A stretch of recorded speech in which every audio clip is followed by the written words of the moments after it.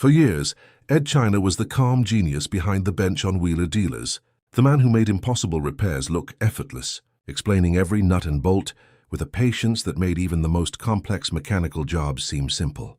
Viewers around the world admired his towering frame, calm demeanor, and endless curiosity. He wasn't just fixing cars. He was teaching, guiding, and inspiring people to believe that anything could be rebuilt with time and passion.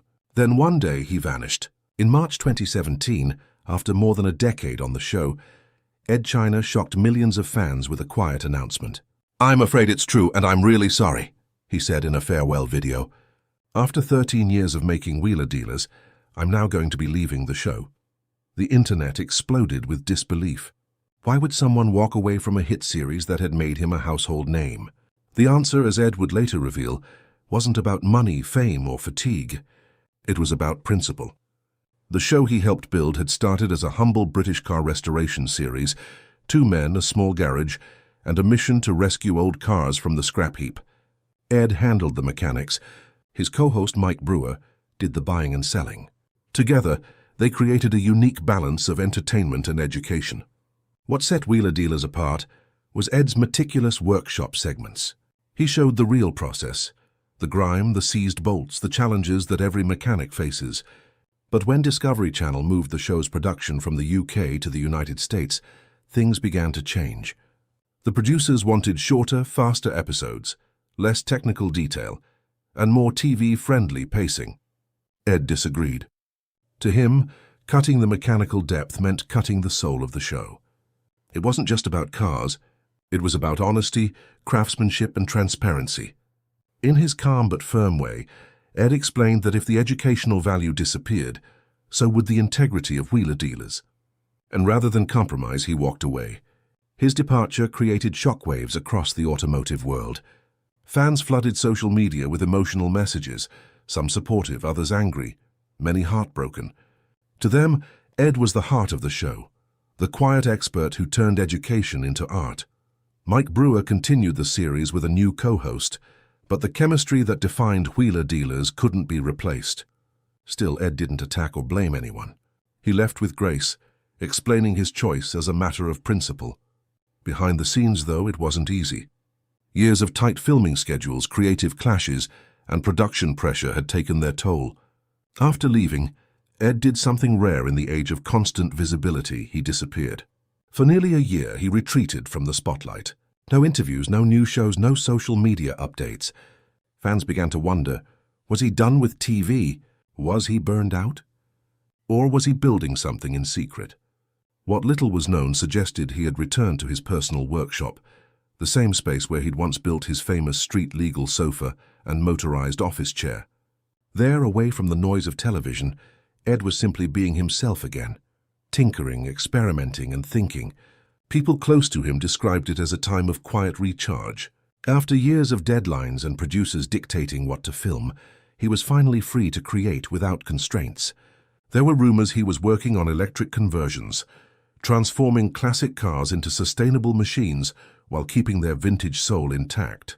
Others said he was reviving old inventions. Whatever he was doing, it was clear he hadn't lost his spark. He was just building again for the joy of it. Then, in May 2018, a new video quietly appeared on YouTube.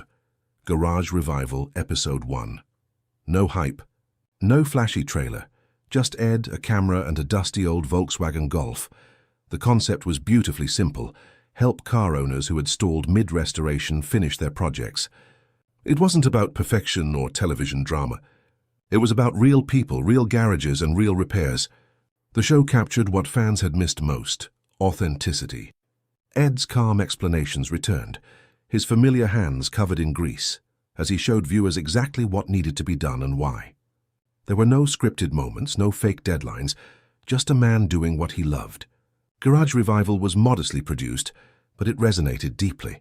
Fans poured into the comments, welcoming him back, thanking him for staying true to his roots.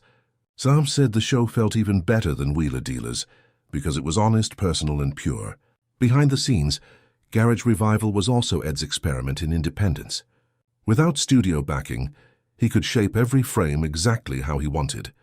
The slower pace, the educational tone, and the hands-on realism were all his. It wasn't about chasing fame. It was about reconnecting with the essence of why he loved engineering in the first place. And it worked. The series didn't need to dominate television ratings. It found its home online, where authenticity mattered more than production polish. But while Garage Revival reminded the world who Ed China was, it also hinted that he was evolving into something new. A year later, those lucky enough to visit Ed's garage saw something extraordinary. Behind unmarked doors sat a wonderland of creativity. The street-legal sofa, the motorized bathroom, the bizarre contraptions that once captured public imagination, all still there, surrounded by sketches, parts, and prototypes. But there was also evidence of failure: an abandoned self-steering barstool project, scorched wiring, and a battery pack that had clearly overheated. It was a reminder that invention always comes with risk. For Ed, though, these failures weren't defeats. They were experiments.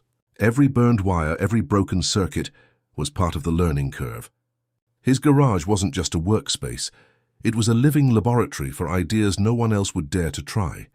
By 2021, Ed's focus had shifted toward the future of engineering itself. He saw a world moving toward electric vehicles and sustainability, and he wanted to bridge that gap between classic car culture and modern technology. That year, he launched Ed China's Workshop Diaries on YouTube, a new series that invited viewers directly into his world. Each episode featured him working on his own projects, restoring engines, experimenting with EV conversions, or explaining the science behind innovative systems. Unlike mainstream shows, there were no sponsors dictating content or editors trimming details. It was pure Ed, curious, methodical, and deeply informative. One episode showed him converting a classic Mini into an electric car, carefully adapting the motor mounts, wiring up the control systems, and explaining every step in plain English. It wasn't about showing off. It was about sharing knowledge, keeping craftsmanship alive in a digital age. The beauty of Workshop Diaries was in its honesty. It didn't rush. It didn't try to entertain with artificial stakes. Instead, it invited the audience to slow down, learn, and appreciate the process. The comments were filled with gratitude from fans who felt they were back in the workshop with an old friend. For many, it wasn't just about cars anymore. It was about reconnecting with a lost sense of patience and creativity. Ed had transformed his YouTube channel into something larger than a show. It became a classroom, a community, and a movement for honest engineering. Over time, it became clear that Ed China's story wasn't about fame or television at all. It was about integrity. In an industry obsessed with speed and spectacle, he stood for something timeless. That quality matters, that craftsmanship deserves respect, and that the journey of creation is as valuable as the finished result.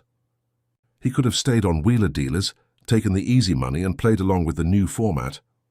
But instead, he walked away to protect what he believed in. That decision made him not just a mechanic, but a symbol of authenticity in a world that often trades it for convenience. Today, Ed continues to produce new episodes, still tinkering, still exploring, still inspiring. His calm voice and steady hands remain a reminder that engineering isn't just about machines, it's about mindset.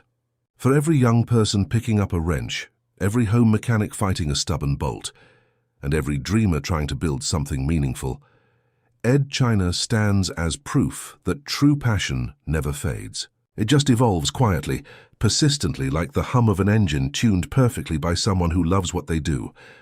In the end, his story isn't about walking away from television. It's about walking toward truth, creativity, and the kind of work that speaks louder than fame ever could.